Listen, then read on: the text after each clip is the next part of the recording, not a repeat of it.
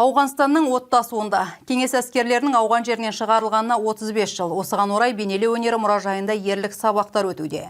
Музей қызметкерлері жауынгер интернационалистер портреттерінің галереясы болып саналатын Қызыл із атты фотокөрме даярлаған. Естеріңізге сала кетсек, бейбіт күнде жат жердегі соғыс даласында Қазақстан 924 боздағынан айырылған болатын.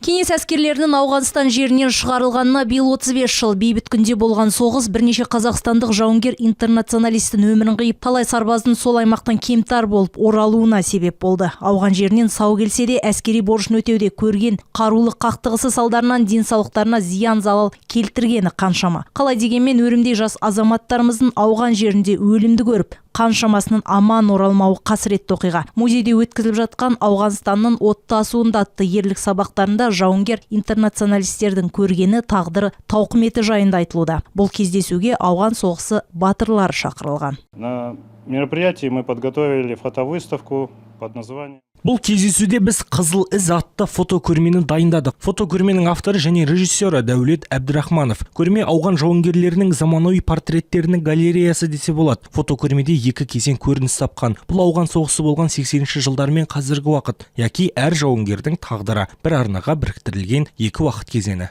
Әскери борышын ауған жерінде өтеймін деп сарбаз болып аттанып жауынгер интернационалист болып оралған ардагерлердің әрқайсының өзіндік тағдыры, тауқыметі, ауған жерінде көрген қасіреті бар. Біздің аймақта қаза болған жауынгерлердің аналарына көмек беретін және қала мен облыстың қоғамдық өміріне белсене қатысатын интернационалист жауынгерлердің қоғамдық бірлестігі бар. Жылдағы үрдіспен 15 ақпан күні Жеңіс саябағындағы ауған жауынгерлерінің мемориалды ескерткішіне гүл шоқтарын қойып, рухтарына тағзым етеді. Ауған жеріндегі жауынгерлер ерлігі ешқашан ұмыт болмайды. Олардың қаһармандық болмысы, патриоттығы бүгінгі ұрпаққа өнеге. Ерлік сабақтарында ауған жауынгерлермен кездесуге келген оқушылар да танымды тарихи естеліктер тыңдап ерекше әсер алды. Мы приняли участие в музейном уроке.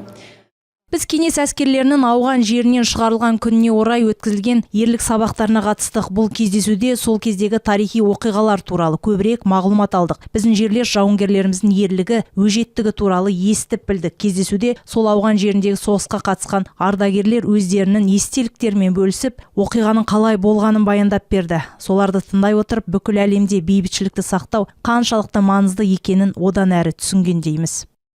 Ерлік сабақтарымен фотокөрме барысында музей экспозициясында танымал мүсіншіміз Анатолий Билык мүсіндеген қаза болған жауынгер интернационалист Юрий Фроловтың мүсіні де ұсынылған. Мұндай көрменің мақсаты интернационалист жауынгерлердің ерлігі, адал атқарған әскери борышы, антқа адалдығы және шынайы жауынгерлік бауырластығы туралы баяндау. Кеңес әскерлерінің Ауғанстаннан шығарылуына 35 жылдығына арналған музей сабақтары 11 ақпанға дейін жалғасады.